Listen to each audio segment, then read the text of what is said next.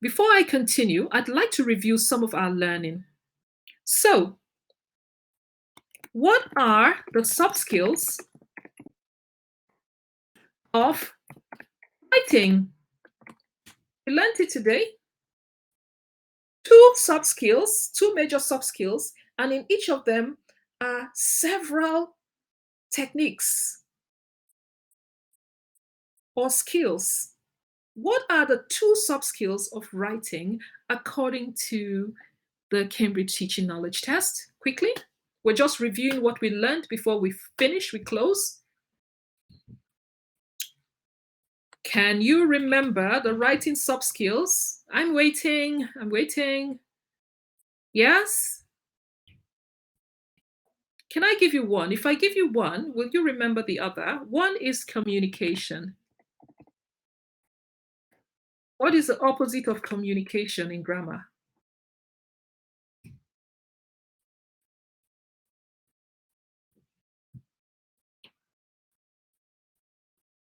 Hello? Listening? No? We can either use the communication focus or we use something else. When we're teaching writing, reading? No? No, not reading.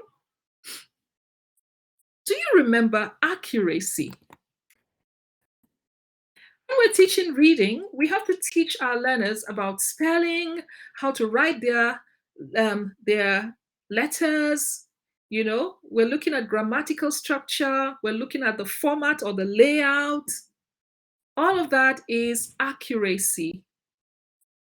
Otherwise, we can focus on communication, fluency, the style that the learner is writing.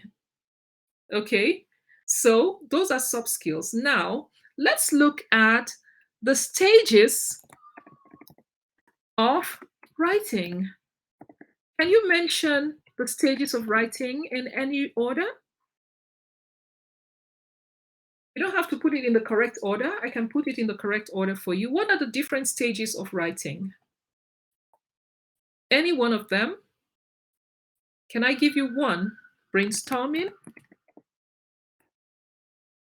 or developing your ideas, draft. Okay, there are two drafts, the final draft, the first draft, and then the final. Okay, apart from that, there are two other things, I think. After we brainstorm, what do we do? Before editing, thank you, you gave me editing. After brainstorming, what do we do? Let's say we brainstorm and we isolate our ideas. We plan. Either we plan or we can call it by another name. What's the other name? Proofreading, yes, is one of the stages. Planning or arranging or organizing our ideas. So we brainstorm, then we plan or organize the ideas. When we finish doing that, we write a draft. When we've written our draft, we edit. So we reorganize the language. No, this sentence looks better here. No, I should change this. So we edit. When we finish that, we write another draft, then we proofread it, and that's it. Okay, well done. Can I ask you, edit and final draft? Okay, yes. Okay, so another question. What do we do today? There are 4 basic skills. Can you give me some of the skills, some of the sub-skills for listening? What are some of the sub-skills for listening?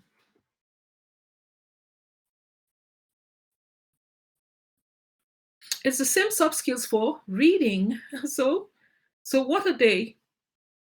Deducing, thank you very much. Well done. Paying attention, that's not a sub-skill. Scanning, yes, scanning. Yes, I'm waiting. Deducing, scanning, predicting, skimming. What else? Intensive reading. So if I say intensive reading, there's another one, extensive reading. Then there's one that is focusing on the structure. All right, well done, guys. So let's go on. All right, so generally, we've learned about English language teaching from the background of language learning and language teaching. So we're now looking at the background to language teaching. And that's why we talked about introductory activities. We talked about the teaching approaches or teaching methods. And we're able to identify 10 different teaching methods that we can use in English. We can also use it for teaching other subjects. Now we're going to look at practice activities and tasks. But you will see that I have a lot of highlighted items, controlled activities. Whenever you see controlled or restricted practice or restricted activities, we're talking about grammar. And when we're talking about grammar, the focus is always on accuracy. Less controlled activities or freer activities is talking about communication. Our interest is getting our learners to speak or produce the language. So these are simple terms that we need to be familiar with. Then we have drills. I gave an example of an ordinary drill. We have chorus drills, we have substitution drills, and we have transformation drills. Okay, so I think I talked about substitution drills sometimes, but I called it transformation drills. So let me correct it now. Individual drills, I could be teaching and a child mispronounces a word and I could just model the word or the sentence for the learner. The child said education or something like that, and I say education, education, and the child repeats education. Thank you. That's an individual drill. The choral drill, if I see that more learners have difficulties with that word, then I could say education, education, education, repeat. And then they will say education. So if you're doing a choral drill, we normally repeat the word 3 times and ask the learners to repeat. Okay? Freer, freer, freer. Repeat. Everybody says freer. Okay, that's freer activities. That's the choral drill. Substitution drills. Okay, someone's asking me a question. Okay, all right. Let me attend to that, but I will continue. So we have substitution drills where you substitute one word for another word.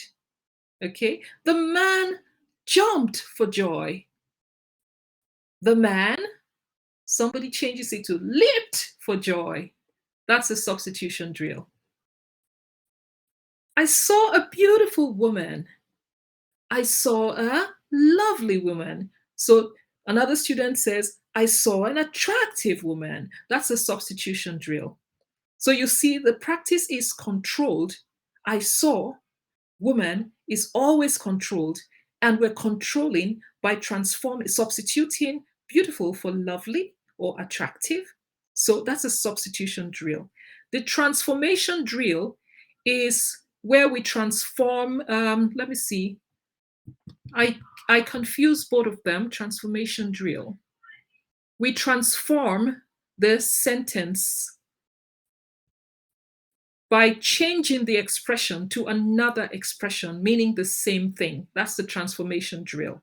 While substitution, we take out one bit of it and substitute a word with another word. So a transformation drill. Hello, how are you? Hi, how do you do? Or something like that. Maybe not the best. You can't say hi and how do you do at the same time, but a transformation, a sentence transforms. Okay. So it could also be transforming from one tense to the other tense. So I ate some mangoes today. He eats mangoes today. Or transformation from a statement to maybe a question. Um, I'm happy. Am I happy or are you happy? So that's a transformation. Okay, so while substitution drill is a drill, it could be done individually or together, and you substitute, you change one word for the other. And if you want to control the substitution drill through the whole class practice, you put a list of words maybe on the board, and then they have to substitute one after the other, repeating the sentence. You're interested in their pronunciation, and at the same time, you're interested in the substitution of the target language. Transformation drill, we change from one form to the other, past tense maybe to future tense, question to statement, etc. Okay.